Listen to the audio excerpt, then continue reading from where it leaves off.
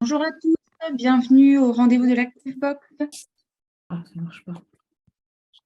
On vous invite à couper vos micros, s'il vous plaît.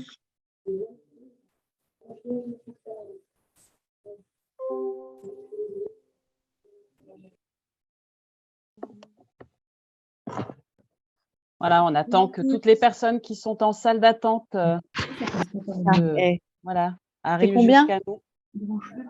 À la MAF 522, mais j'ai les deux assurances. On vous invite à couper vos micros, s'il vous plaît.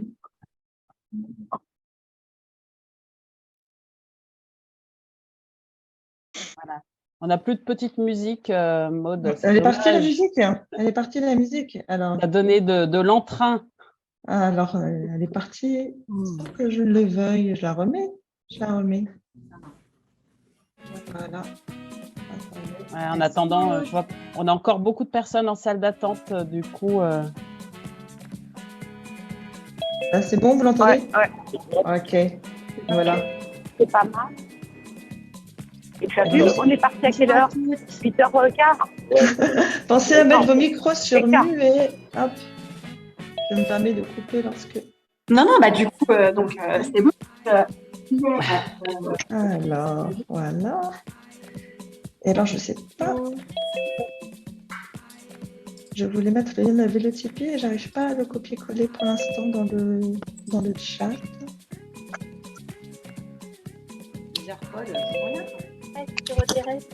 Ça arrive. On propose qu'on démarre quand tout le monde. Merci, je veux bien, arriver. Nadine. Je ne sais pas pourquoi je n'ai pas de possibilité de copier-coller dans le chat. Je viens de le faire. Oui, merci. Et ouais, c'est très étrange. Donc là, on vient de vous donner le lien pour accéder au sous-titrage si vous en avez besoin dans le fil de discussion. Merci de couper vos micros, s'il vous plaît.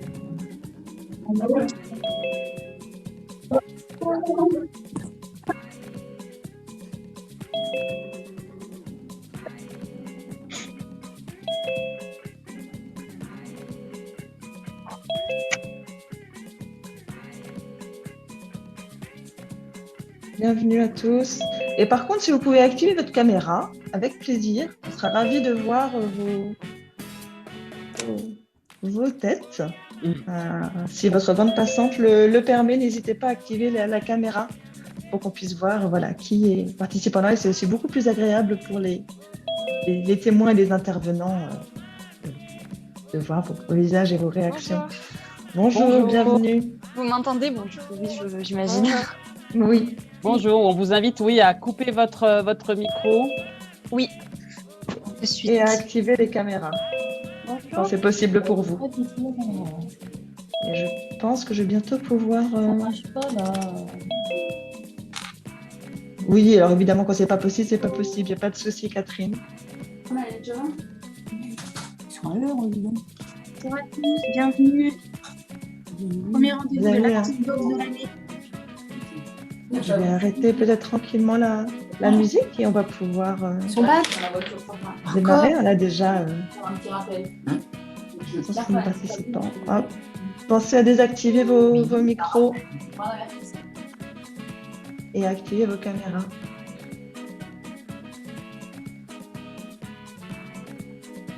Hop. J'arrête la musique, Solange, je vais te laisser démarrer. Tout à fait, très bien. Bonjour à tous, bonjour à toutes et bienvenue sur la présentation de la première ActiveBox de l'année 2023. Nous sommes très heureux de vous accueillir. Je peux vous dire que vous êtes, mais je pense que vous devez le voir pour l'instant, 195 participants. Donc, on est ravis de vous accueillir. Voilà, avant de démarrer dans le vif du sujet, eh bien, j'ai envie de vous proposer un petit temps d'inclusion. Et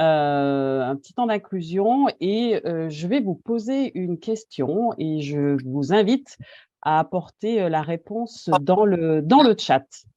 Et la question que j'ai envie de vous poser, eh bien, ce serait imaginez que vous participez à un micro-trottoir ou alors qu'il y a un micro-trottoir qui est en train de se mener dans votre entreprise.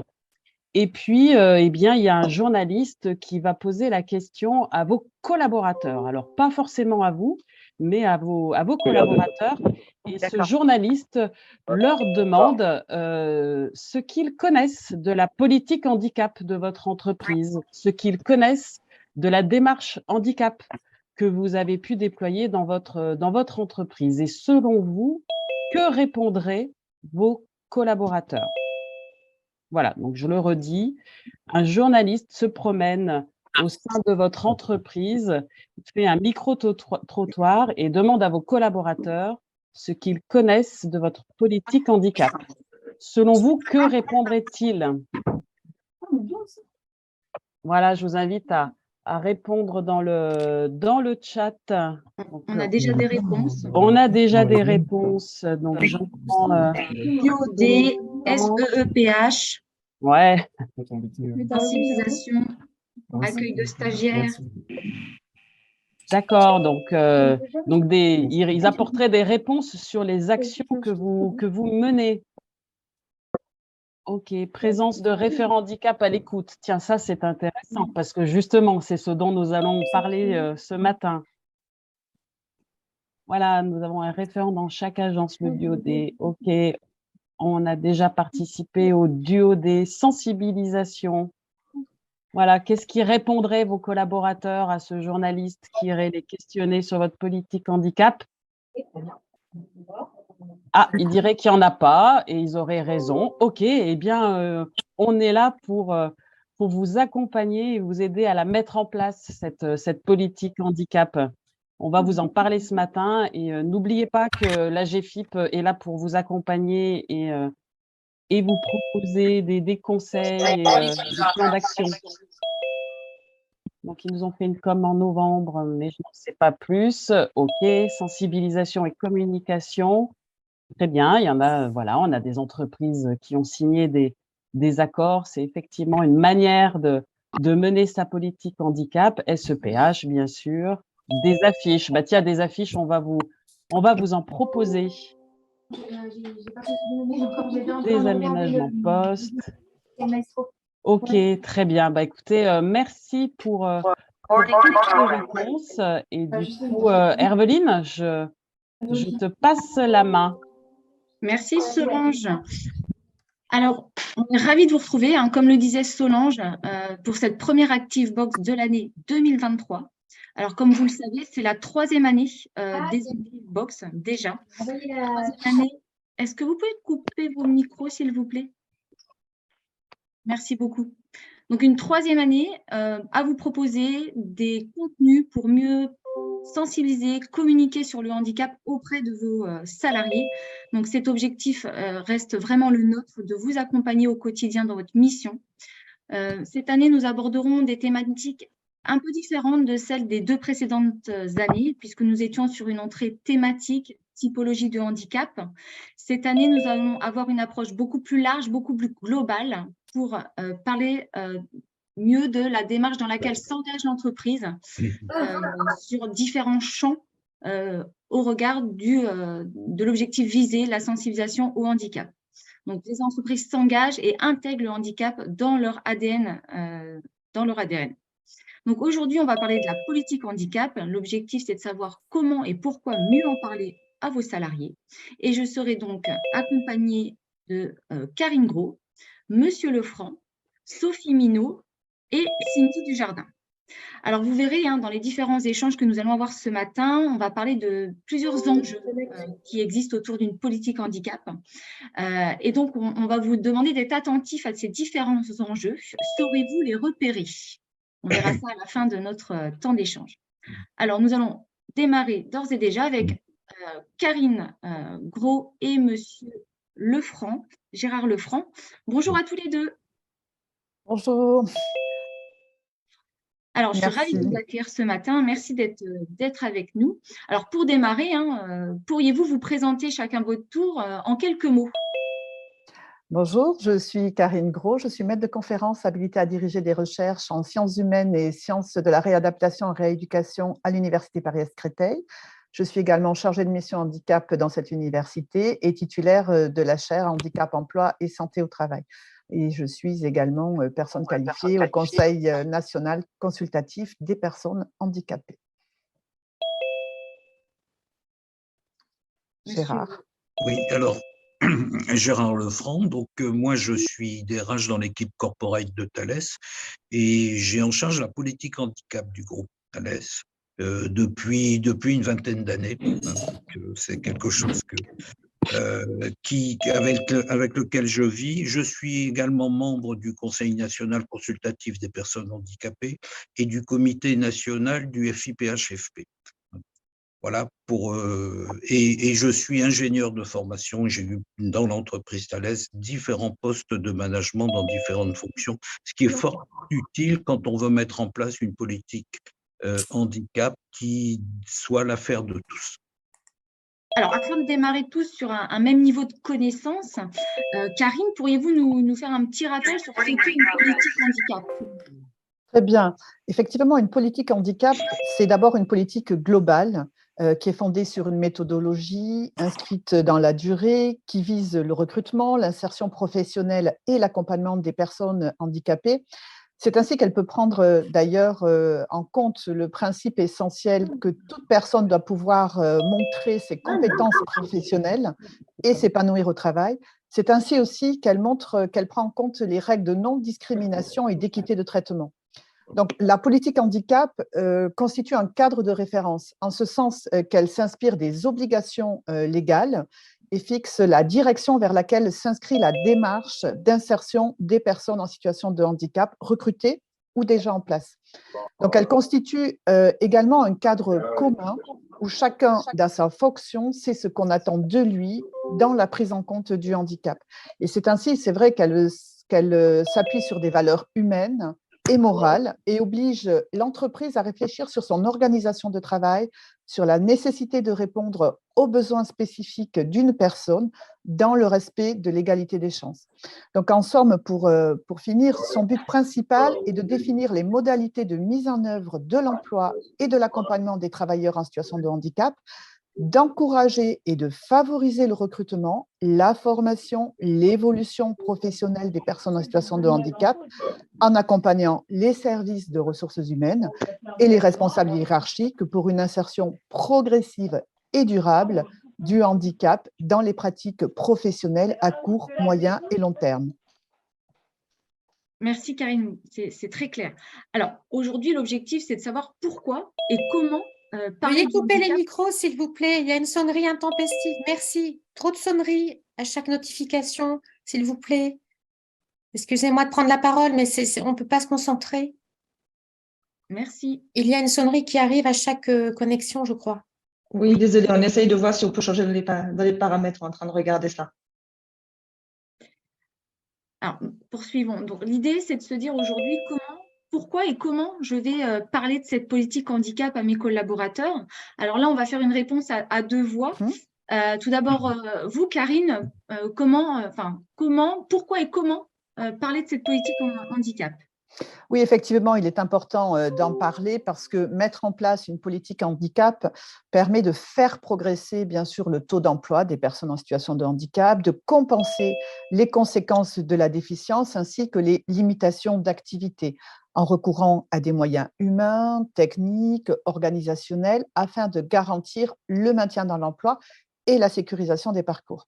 Mais parler de la politique handicap, c'est aussi pour un employeur une manière de manifester la volonté commune de traiter de façon vertueuse et équitable des personnes qui ont leur place dans le monde du travail et qui doivent bénéficier de la possibilité de montrer leurs capacités, leurs compétences, leur expertise indépendamment des déficiences éventuelles.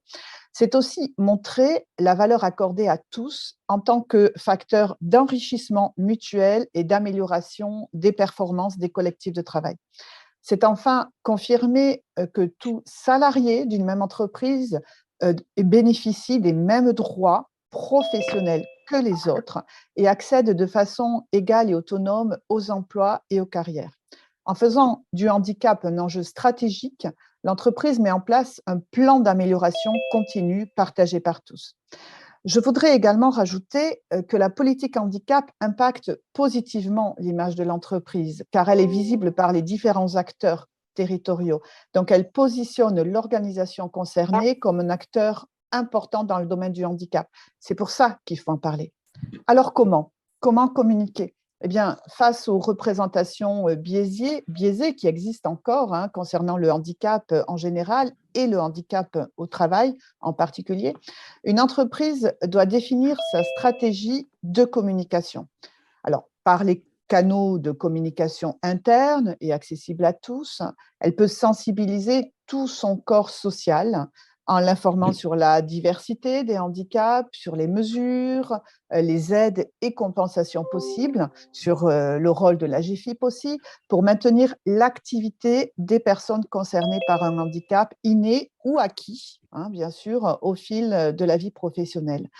Donc, il est judicieux, effectivement, d'inscrire la communication sur le handicap dans tous les actes de la communication générale de l'entreprise, tels que les notes internes, les fiches, l'intranet, en s'efforçant à chaque fois, si c'est possible, de recourir au FALC, au langage FALC, facile à lire et à comprendre. Donc, pour mobiliser les salariés et les managers grâce à la communication, un employeur peut attirer l'attention de chacun de ses salariés sur les notions de solidarité, de management par le care et informer sur les efforts de l'entreprise en matière d'organisation et d'adaptation des conditions de travail. Donc, quand une entreprise communique vers l'extérieur sur sa politique handicap, elle doit privilégier une posture didactique et éthique professionnelle, c'est-à-dire dire ce qu'elle fait et faire ce qu'elle dit. Elle doit présenter des réalisations concrètes, factuelles, comme par exemple s'inscrire dans des événements. On a parlé de la Semaine européenne pour l'emploi, des personnes handicapées, du OD, des interventions de conférenciers d'associations, mais également des journées thématiques, des handicafés. Donc, toutes ces actions qui sont importantes et qui souvent, quand elles viennent de l'entreprise, sont mieux acceptées que des communications clés en main.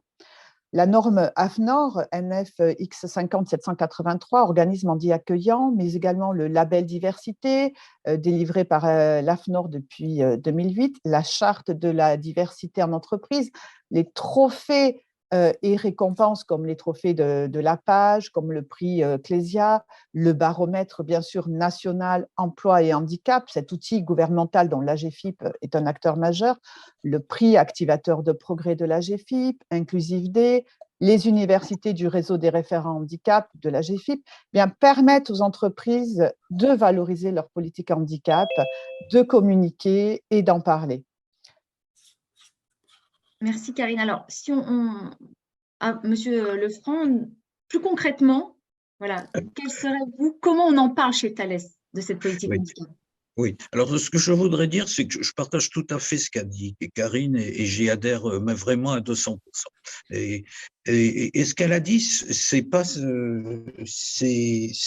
vraiment quelque chose de concret. Elle a parlé d'une démarche qui est en fait très, très concrète. Et comment ça se passe chez Thales à partir de là?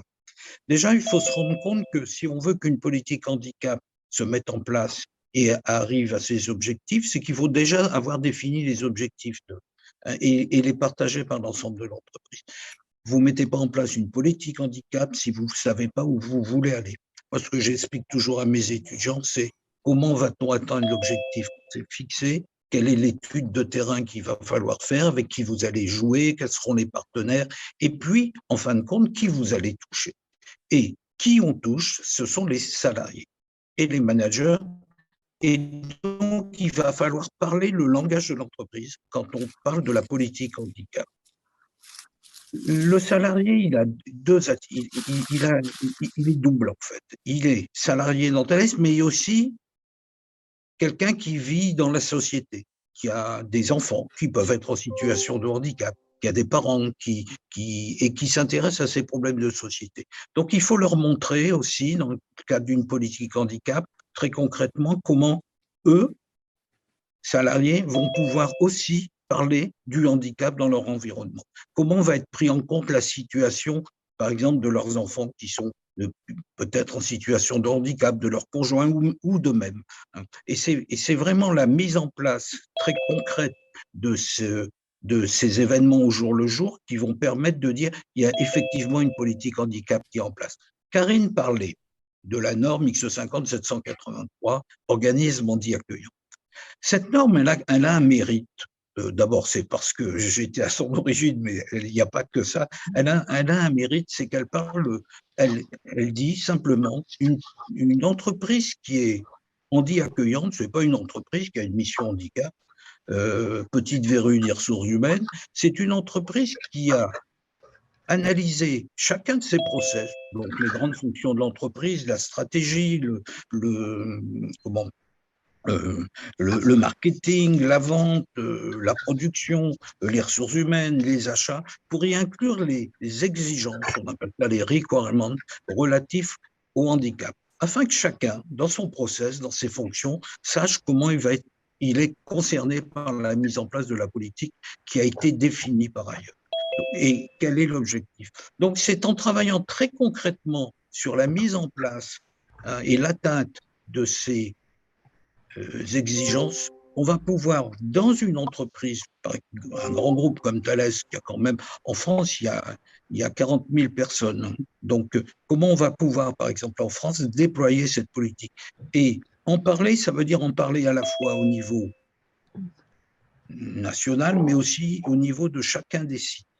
Et valoriser la place du salarié comme acteur de cette politique handicap. Si vous mettez en place une politique handicap dans laquelle le salarié, la personne, le manager n'est pas acteur, ça sera simplement quelque chose qui sera collé par les ressources humaines. Deuxième chose, comment en parler à l'extérieur? On ne peut pas parler d'une politique handicap à l'intérieur si on n'en parle pas à l'extérieur.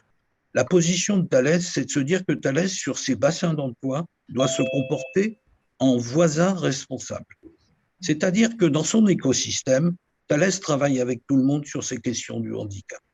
Sur d'autres aussi, mais sur ces questions du handicap, l'éducation nationale, par exemple, l'enseignement supérieur, d'autres entreprises, les associations, afin que sur chacun des bassins d'emploi, une dynamique soit mise en place, une dynamique vertueuse dans laquelle, par exemple, mes correspondants handicap, il y a un ensemble de correspondants handicap sur l'ensemble du groupe, sont très en relation avec vos référents AGFIP régionaux pour travailler ensemble sur, très concrètement, les événements qu'on va pouvoir mettre en place pour rendre cette politique à la fois visible de l'intérieur et de l'extérieur. Enfin, un dernier point, ne pas dissocier la politique handicap du reste de la politique de l'entreprise. Mais je pense qu'on y reviendra après sur une autre question.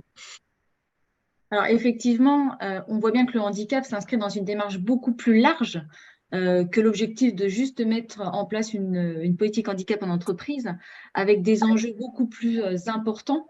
Alors pas beaucoup plus importants, mais en tout cas beaucoup plus, avec d'autres enjeux qui sont aussi importants effectivement, comme des enjeux sociétaux, préventifs. Donc peut-être vous pouvez nous en dire quelques mots sur oui. Oui, je vais vous donner un exemple, parce que je vais pas monopoliser la parole. La politique handicap, enfin le handicap doit être l'affaire de tous. Et en fait, vous voyez, le slogan et le logo de Thales, c'est « Construisons ensemble un avenir de confiance ». Je vais vous donner un exemple. Par exemple, vous savez qu'on développe dans Thales des solutions sécurisées. Et le dernier exemple, c'est par exemple une carte de crédit vocalisée, qui permet de vocaliser les transactions pour les personnes malvoyantes ou aveugles.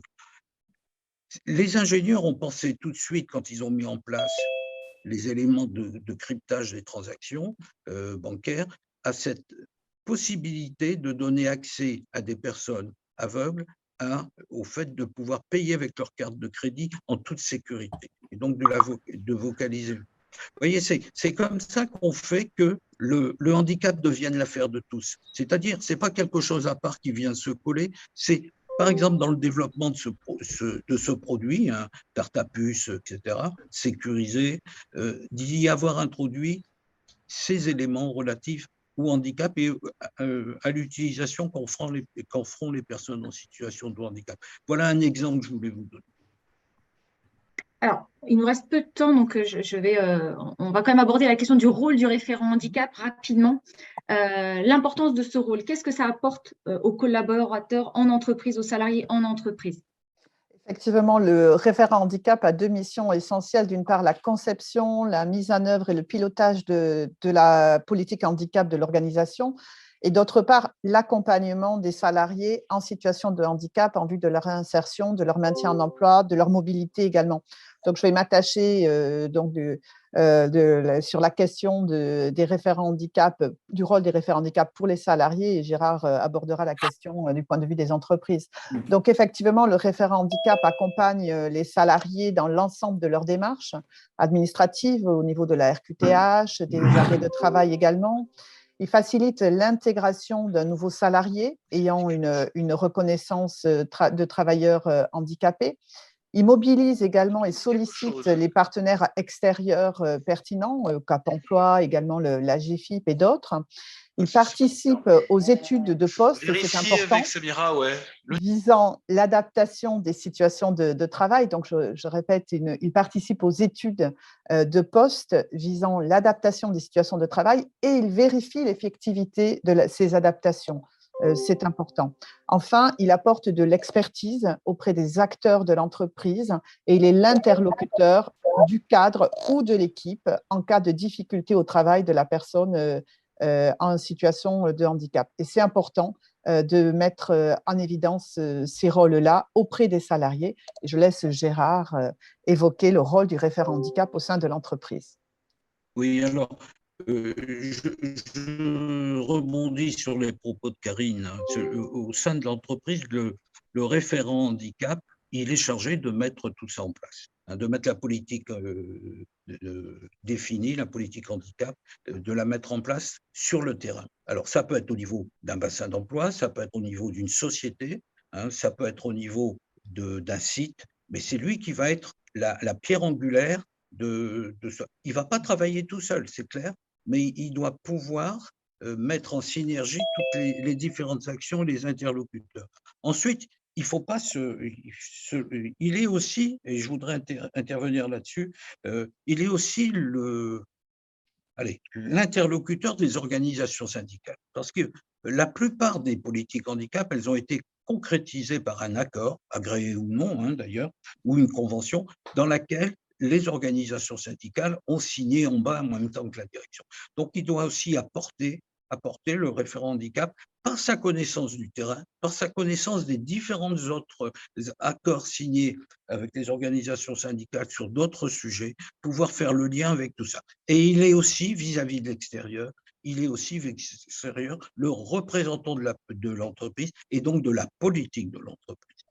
Moi, j'ai un réseau de 52 référents handicap dans Thales pour la France, hein, et je suis en relation avec eux très régulièrement pour voir comment se met en place la politique qui a été définie au niveau national, mais aussi m'enrichir des expériences de terrain, hein, des expériences de terrain où tous les jours il est concerné, en faisant attention. Il ne va pas remplacer un médecin du travail, il ne va pas remplacer une assistante sociale, il ne va pas remplacer un manager, mais heureusement qu'il est là hein, pour faire que le handicap soit l'affaire du tout. C'est ce qui va donner à l'entreprise faire en sorte que l'entreprise, et c'est ce qui va permettre à l'entreprise d'être reconnue pour la crédibilité de sa politique et notamment de sa politique RSE. Alors, merci beaucoup à tous les deux. Ce que je vous propose, c'est de rester avec nous et nous permettrons aux participants de vous poser les questions à la fin de la session. Et donc là, je passe la main à Solange avec ses invités pour poursuivre cet échange. Solange. Merci Herveline. Oui, bah justement, ça tombe bien puisque Karine et Gérard viennent de nous parler du rôle de référent handicap. Eh bien, nous avons avec nous une référente handicap qui est venue accompagnée d'une collaboratrice pour pouvoir apporter son témoignage. Du coup, Sophie Et Cindy, eh bien, je vous laisse vous présenter. Oui, bonjour, donc je suis Sophie Minot, je suis référente handicap de la société Vitalliance. Je suis également référente handicap de notre centre de formation Unifadom, puisqu'on a un centre de formation au sein de Vitalliance. Vitalliance, c'est une société de service à la personne. Nous avons 130 agences sur tout le territoire et 7000 collaborateurs. Donc, nous accompagnons, le rôle de Vitalliance, c'est d'accompagner les clients en situation de handicap dans les gestes de la vie quotidienne. Et nous intervenons 7 jours sur 7, 24 heures sur 24 pour accompagner nos clients. Moi, c'est Cindy Dujardin. Je suis responsable de secteur en alternance avec Unifadom, du coup, au sein de Vitalliance depuis avril maintenant, et je passe mes examens dans un mois. Très bien. Eh bien, écoutez, on vous souhaite bonne chance, Cindy. Alors, Sophie, du coup, vous êtes référente handicap et du coup, je m'adresse à vous. Voilà, Karine et Gérard viennent de nous parler de manière générale, un peu en théorie, du rôle de référent handicap. Mais concrètement, vous, Sophie, c'est quoi votre rôle chez Vitalliance en tant que référente handicap? Alors, j'ai 3 rôles. Le premier, c'est un rôle stratégique puisque je dois définir la politique handicap de l'entreprise. Donc, avec la direction, bien sûr, et les organismes syndicaux, puisqu'on a signé un accord d'entreprise en 2021, notre premier accord d'entreprise. Ensuite, j'ai un rôle de déploiement du plan d'action qui a été défini. Et enfin, j'ai un rôle de personne ressource puisque j'accompagne les collaborateurs en situation de handicap, mais j'accompagne aussi les managers qui ont un besoin quand ils ont dans leur équipe une personne en situation de handicap. Très bien. Et du coup, Sophie, comment, donc on l'a vu aussi dans la première partie de cette intervention, l'importance de pouvoir être identifié, de pouvoir communiquer auprès des collaborateurs sur ce rôle de référent handicap. Vous, Sophie, comment vous avez procédé, là aussi, très concrètement, pour vous faire identifier en tant que référente handicap, alors auprès des personnes, des salariés en situation de handicap de chez Vitalliance, mais plus généralement auprès de l'ensemble des collaborateurs? Alors, dans un premier temps, lorsqu'un collaborateur interne, donc personnel, agence ou siège, intègre Vitalliance, il a une formation initiale d'une semaine où il est formé aux outils de Vitalliance, au process. Et dans cette formation qu'on appelle la formation initiale, il y a un temps d'échange, un atelier de sensibilisation au handicap où on explique exactement le rôle, notre politique handicap et aussi mon rôle au sein de Vitalliance et comment je peux les accompagner au quotidien. Ensuite, dans un deuxième temps, on travaille en mettant en place des actions de sensibilisation aussi au sein de l'entreprise très régulièrement. Et enfin, on envoie des newsletters aussi en communiquant où on explique exactement le rôle du référent handicap de l'entreprise. Et d'avoir au sein de Vitalliance cette formation initiale où il y a un temps d'échange, ça permet aussi au personnel agence de déployer la politique handicap en communiquant auprès du personnel auxiliaire de vie qui interviennent sur le terrain. Ok, donc si je comprends bien, vous, en fait, dans votre stratégie pour vous faire, pour vous faire identifier, vous avez été à la rencontre des collaborateurs de manière à ce qu'ils puissent bien vous identifier et connaître votre rôle. Donc, ça fait partie d'une bonne pratique à transmettre. Ok, et est-ce que, selon vous, pourquoi il est important finalement que ce rôle de référent handicap soit identifié par l'ensemble des collaborateurs et pas seulement des personnes en situation de handicap? J'insiste bien là-dessus. Alors, ça sécurise les personnes le jour où ils rencontrent une problématique de santé. Ils savent qu'ils peuvent être accompagnés et surtout, ça leur montre qu'il y a une personne, entre guillemets, de confiance qui les accompagnera en cas de souci sans pour autant passer par leur manager. Ils ont les coordonnées puisqu'on a communiqué aussi en créant une page web Mission Handicap sur notre site internet. Donc, ils peuvent trouver mes coordonnées et me contacter directement. Ok, très bien. Alors, avant de passer la parole à Cindy, une toute petite question, Sophie, qu'il y a dans le chat. On vous demande si vous êtes à temps plein ou à temps partiel sur cette mission de référent. Alors, effectivement, je suis à temps plein puisqu'on a créé la mission handicap il y a 5 ans. Donc, ça a évolué, hein. Je suis toute seule sur la mission handicap aujourd'hui, mais on est en train de mettre en place des ambassadeurs au sein de Vitalliance. Ils vont être formés très prochainement, une équipe d'ambassadeurs, puisque maintenant, Vitalliance grossit très, très vite et il faut que je sois soutenue par une équipe. Voilà. Bien, et bien maintenant, je passe la parole à Cindy, qui est une collaboratrice de l'entreprise Vitalliance, avec une toute première question, Cindy, très simple. En tant que collaboratrice Vitalliance, comment vous avez perçu la mise en place de cette politique handicap? Bah, je rebondis sur ce que disait Sophie. En fait, c'est vrai que la formation initiale avec l'intervention de Sophie, qui dure bien 1 heure et demie, en fonction de l'échange qui se fait, est très, très importante parce que du coup, ça nous permet vraiment d'avoir, voilà, on sait que c'est la référente handicap, elle nous explique la politique handicap de l'entreprise. Il y a aussi à l'embauche, on nous le dit que voilà, on a quelqu'un qui est là pour ça, qu'on peut aller dialoguer en toute transparence et en toute confidentialité. Donc, c'est très, très important quand même. Après, moi, j'ai fait des recherches aussi avant d'attaquer mon alternance. Donc, je suis allée voir le site web de Vitalliance où il y avait l'onglet Mission Handicap. Donc, j'ai vu qu'ils étaient investis là-dedans. Et puis, ça me paraissait logique qu'une entreprise qui vient en aide à des personnes handicapées vienne en aide aux collaborateurs aussi qui sont en situation de handicap. Très bien, merci Cindy. Et du coup, alors Cindy, je pense qu'on peut le dire, vous êtes Oui. vous-même en situation de handicap. Et du coup, ben voilà, c'est à ce titre-là que je vous pose la question. Comment avez-vous perçu le rôle de référente handicap joué par Sophie? Est-ce que vous avez pu en bénéficier? Comment ça s'est passé pour vous? Bah alors, moi déjà, je suis arrivée, donc du coup, j'ai la reconnaissance travailleur handicapé. Ça m'a permis de faire mon alternance déjà, parce que du coup, 29 ans, donc plus possible de faire une alternance. Donc, la reconnaissance m'a permis ça au sein de Vitalliance. Le rôle de Sophie a été très rapide parce que du coup, elle est intervenue dès mon embauche. On a fait l'aménagement de poste. Elle a coordonné tous les intervenants extérieurs pour pouvoir que je sois à l'aise à mon poste de travail, que j'ai tout ce qu'il faut pour pouvoir être bien, en bonne santé, bien travailler.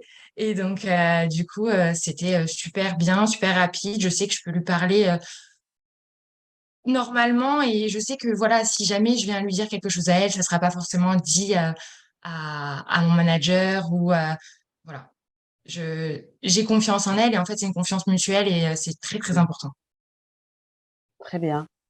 Et du coup, est-ce que vous avez le sentiment, à votre niveau, de participer et de contribuer à la politique handicap de Vitalliance? Alors oui, parce que bah, du coup, on participe à des webinaires sur plusieurs thématiques avec Sophie. Elle communique beaucoup, beaucoup, beaucoup via des newsletters. Donc, on reçoit pas mal de mails de Sophie en nous disant, bah, il y a tel événement, tenez, on parle de ça et tout ça. Bah, moi, aujourd'hui, du coup, elle m'a proposé de témoigner pour la première fois. Donc, c'est important pour moi quand même. Eh oui. Et elle m'intègre bah, du coup sur le projet 2023 qu'elle a parlé juste avant et je vais participer et je vais intégrer l'équipe de ce projet. Voilà.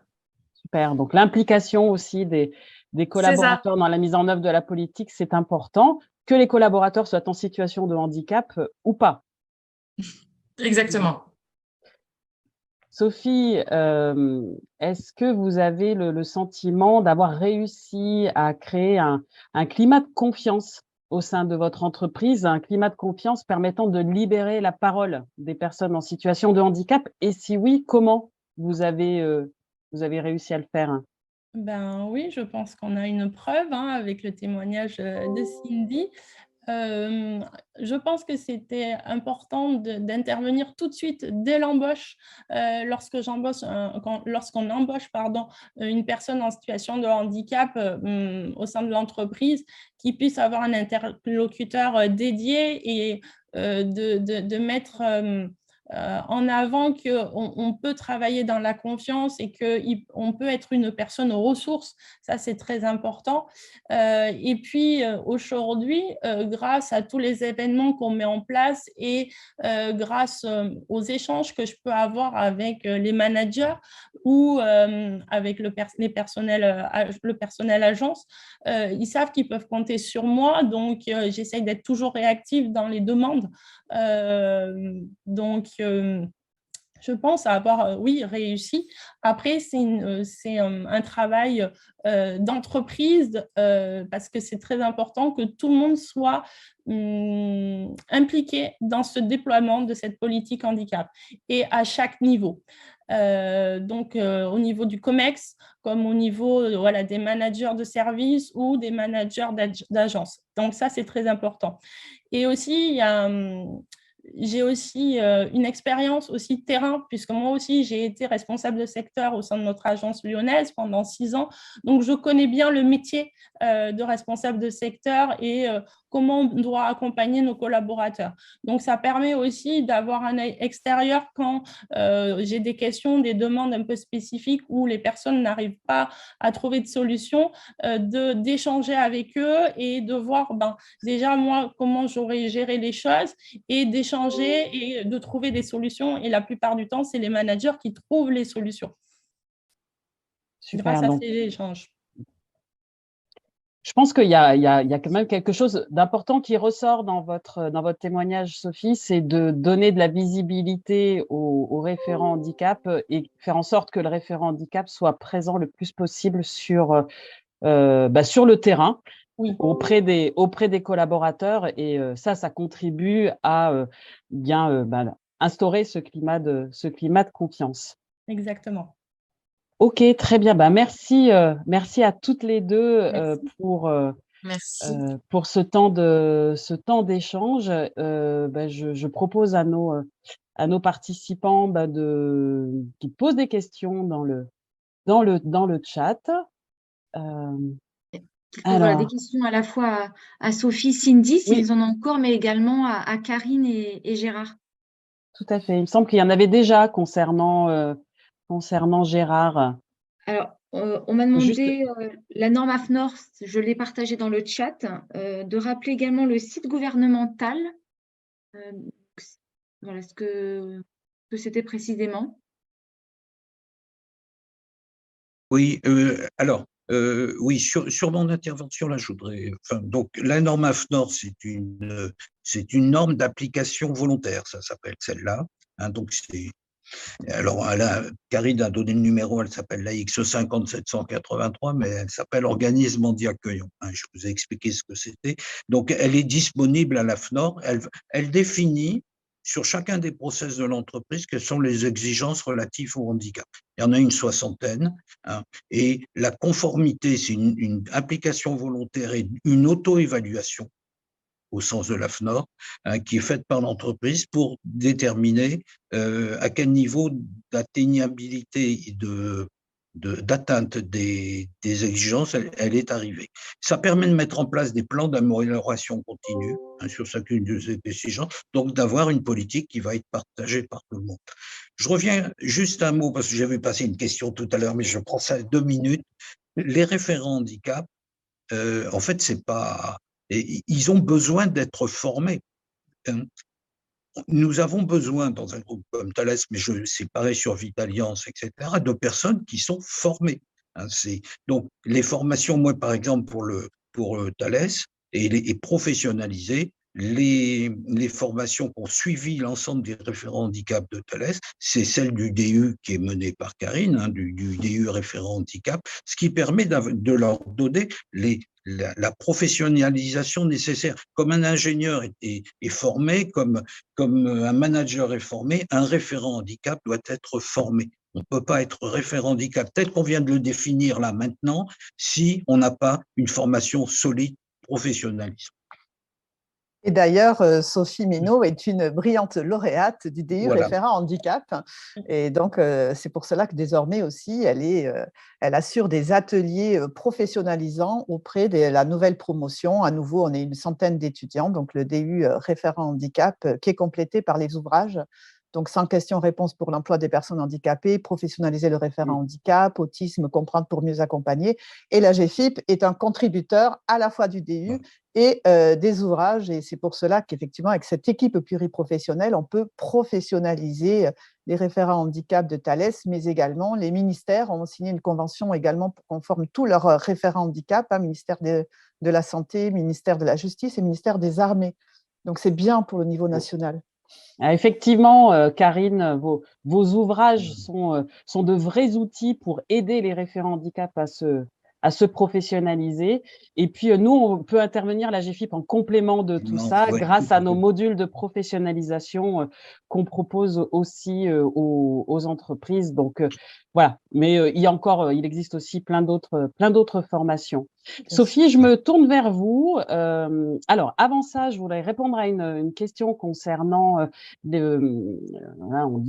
y a une question qui dit: existe-t-il un quota de référents handicap en fonction de l'effectif de l'entreprise? Alors, eh bien oui, depuis 2020, les entreprises de plus de 250 salariés doivent nommer un référent handicap. Et pour les moins de 250, il n'y a pas cette obligation, mais ça peut être aussi utile de le faire. Sophie, je me tourne vers vous parce qu'on a des questions sur les ambassadeurs.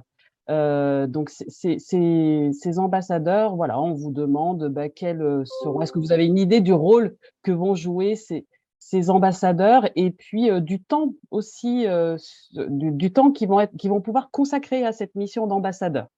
Alors, j'en ai dit un petit peu trop parce que c'est tout récent, le projet. Ils n'ont pas encore été formés. Là, on est au tout début du projet, puisqu'à la base, on voulait le mettre en place sur notre futur deuxième accord, mais finalement, on s'est dit, autant le faire cette année.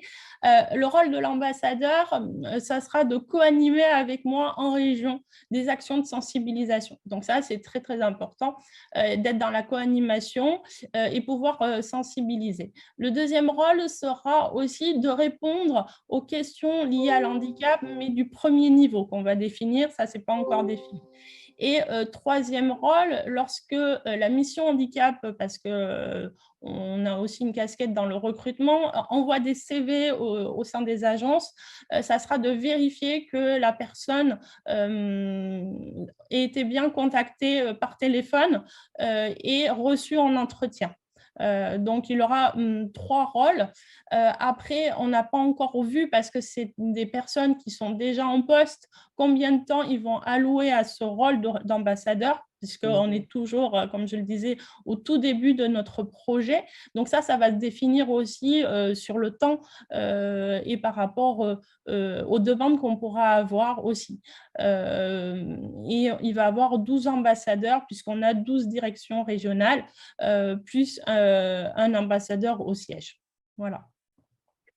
Bien. Et du coup, est-ce que vous avez réfléchi, est-ce que vous allez peut-être déployer une action pour permettre qu'ils soient identifiés, ces ambassadeurs? Oui, tout à fait. On va les former. L'objectif est de les former et après, ils seront identifiés lors de la semaine de l'handicap qui va avoir lieu au mois de novembre, où là, on les mettra en lumière et on expliquera leur rôle et ils vont co-animer avec moi la semaine de l'handicap.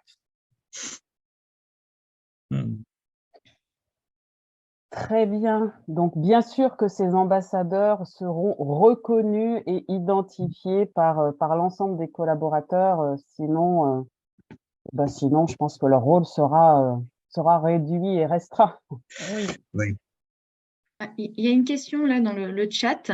On me demande, pour amorcer notre engagement sur le handicap, de mettre en place une hotline pour les salariés, pour que les salariés puissent poser leurs questions sur le handicap, savoir si leur situation peut être éligible ou non, à une qualité de travailleur handicapé, etc. Qu'en pensez-vous? Avez-vous déjà mis en place ce type de démarche ou avez déjà vu ce type de démarche en entreprise? Oui. Enfin, si je peux répondre à ce que j'en pense, Je pense que ça dépend vraiment de l'entreprise, de son niveau de maturité par rapport au handicap et de la façon dont on communique habituellement dans l'entreprise. Parce que créer une hotline spécifique pour quelque chose qui tombe comme ça, comme tomber de Mars, c'est encore stigmatisé plus que… Voilà. C'est simplement… Donc, faites attention. Pourquoi pas, mais faites attention. Et puis, voir qui répond aussi aux questions. Il faut que ce soit forcément quelqu'un qui soit formé, qui puisse, s'il n'a pas réponse à toutes les questions, savoir vers quels acteurs se tourner, que ce soit la GFIP, que ce soit la MDPH, que ce soit des associations. Il est important aussi de savoir qui répond et comment on répond. Et on sait combien le passage par l'écrit, quelquefois, peut créer des tensions, des incompréhensions. Donc, il faut aussi pouvoir doubler ceci par un échange plus humain. Alors, il y a cette question qui revient sans cesse. Comment on amène les personnes, on encourage les personnes à dire à l'entreprise « je suis une personne en situation de handicap » ou à les accompagner à la démarche de reconnaissance. Ça, c'est quelque chose qui revient tout le temps. Peut-être avez-vous des éléments clés à donner. Oui, alors les éléments clés, c'est la qualité de la politique handicap. C'est-à-dire, si vous racontez du blabla, le salarié sait bien que c'est du blabla et c'est pas et il va pas se… Par contre, comme disait Karine, quand on dit ce qu'on fait et qu'on fait ce qu'on dit, il y a ce climat de confiance qui se crée. Et ça se construit tous les jours sur le terrain. Moi, j'ai travaillé, par exemple, beaucoup en négociation avec les organisations syndicales sur des sujets très compliqués. S'il n'y a pas le climat de confiance qui se crée, ça n'avance pas. Mais ce climat de confiance, il faut le bâtir au jour le jour. Donc là, c'est la même chose aussi. Également, pardon. Oui, je t'en prie. Non, je voulais dire également que ce qui était important, c'était d'avoir une stratégie de sensibilisation, d'information et de formation, et comprendre que l'on n'est pas au même niveau quand on est dans la sensibilisation où cela permet d'être sensibilisé, de se poser des questions, d'avoir des premières pistes de compréhension. C'est une première étape, et ne pas confondre sensibilisation avec information, ce qui nous permet de mieux comprendre l'environnement.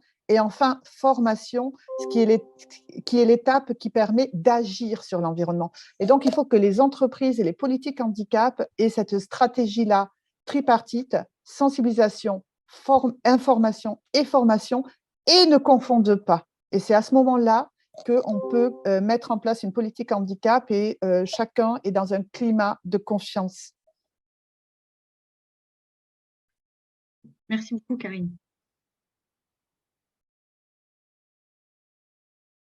Je disais, si je peux continuer, pardon, pour répondre à une des remarques pour les entreprises de moins de 250 salariés, justement, c'est important. Là aussi, bien sûr, à la GFIP, j'ai vérifié avec la GFIP, vous intervenez, vous accompagnez aussi, même quand il n'y a pas, bien sûr, de référent handicap. Il ne faut pas se sentir contraint par cette obligation de nomination de référent handicap pour les entreprises de plus de 250 salariés, et surtout se tourner également notamment vers Cap Pro France, qui est donc une association de référents handicap diplômés, donc du DU référent handicap, qui se sont regroupés pour répondre sous forme de prestations, de manière temporaire en fonction des besoins, donc répondre aux besoins des entreprises de moins de 250 salariés qui n'ont pas un référent handicap en leur sein. Et ça, c'est important aussi de savoir qu'il y a ce recours, par exemple, auprès de Cap Pro France. Alors, Karine, on a une question sur le DU. Est-ce qu'il peut être réalisé en distanciel, puisqu'on nous demande où il se passe, comment… Alors, très bien. Eh bien, alors, le DU référent handicap est constitué de 4 blocs de compétences. Le premier bloc de compétences est en présentiel. Il est précédé d'un colloque. Et d'ailleurs, dans ce colloque, on remet les diplômes de la promotion précédente. Sophie était là la dernière fois. Et donc, ce premier bloc de compétences en présentiel à l'Université Paris-Est-Créteil porte sur l'analyse des besoins, l'analyse de la situation et comment on y répond. des besoins des personnes en situation de handicap, bien sûr, et des entreprises. Les blocs 2, 3 et 4 sont en distanciel, avec une plateforme de formation où on peut trouver des capsules immersives, des modules e-learning, des supports de cours.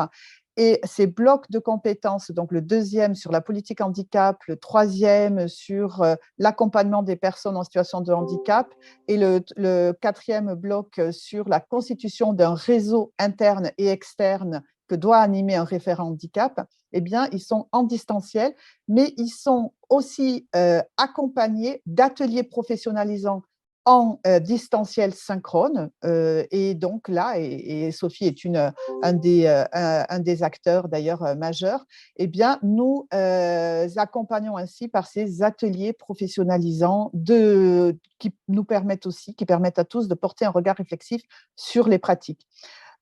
Ensuite, il y a une journée professionnelle qui clôt la formation en juin et en présentiel, où on aborde une thématique importante pour les référents handicap et la politique handicap, mais aussi où les référents handicap diplômés ou nouvellement inscrits à la formation peuvent montrer ce qu'ils font concrètement dans leur entreprise et les nouvelles innovations.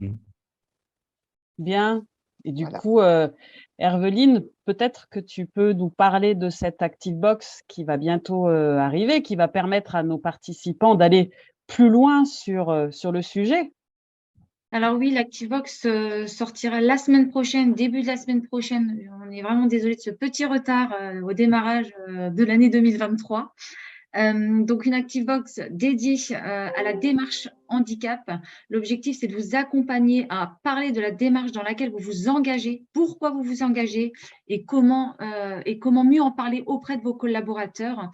Donc à travers un guide dédié à vos collaborateurs, un mémo référent handicap qui là est plus pour vous, qui rappelle ces différents enjeux, des enjeux sociétaux, préventifs. Je les ai même plus en tête, les 7 enjeux. Mais voilà, l'objectif, c'est vraiment de vous appuyer sur ces enjeux pour mieux parler de la démarche dans laquelle vous vous inscrivez auprès de vos salariés. Il y aura également des vidéos témoignages, notamment avec Myriam Henry du Crédit Agricole, qui suit également la formation de Karine. Nous aurons aussi des vignettes réseaux sociaux et une affiche qui vous sera dédiée référent handicap pour justement vous donner cette importance, ce rôle important dans la politique handicap de votre entreprise. Donc, vous pourrez ajouter votre photo, vos contacts pour justement être identifié comme la personne ressource et donc pour mieux communiquer avec vos salariés. Donc, restez connectés soit sur Activateur de Progrès, donc dès la semaine prochaine, soit sur RRH Connect pour ceux qui ont rejoint le nouvel outil d'animation digitale du réseau des référents handicap de la GFIP. Et si ce n'est pas encore le cas, je vous invite à contacter la délégation de votre territoire ou la direction de la mobilisation du monde économique et social à l'adresse entreprise@agfip.asso.fr, un nouvel outil qui va vraiment vous permettre de cet échange entre pairs, toutes ces questions-réponses que là, vous êtes en train de nous poser et que je vois entre référents handicap, vous répondez aussi, c'est tout l'objet de notre nouvel outil, de poursuivre ces échanges entre pairs et de vous aider, monter en compétence sur le sujet. Donc, on remercie l'ensemble des intervenants, parce qu'on arrive à l'échéance. Solange, peut-être Alors, le prochain rendez-vous. Le prochain rendez-vous, je ne sais pas. Par contre, on avait prévu une petite déclusion autour de nos enjeux d'une politique handicap. Maud, je me tourne vers toi. Est-ce qu'on a le temps ou pas?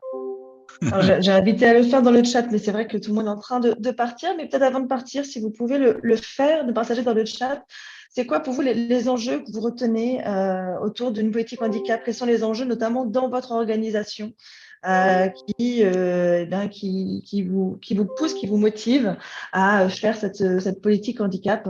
Donc, n'hésitez pas à nous mettre un petit mot dans le chat. On a partagé le visuel rapidement des 7 enjeux clés d'une telle politique, mais on serait heureux de vous lire sur vous. C'est quel enjeu votre moteur de votre organisation sur votre politique handicap. Voilà, et puis en guise peut-être de conclusion, effectivement, vous parlez du prochain rendez-vous, du prochain temps fort que l'AGEFIP vous propose et qui est bien évidemment là, l'Université du réseau des référents handicap. Donc, on vous donne rendez-vous les 27 et 28 mars.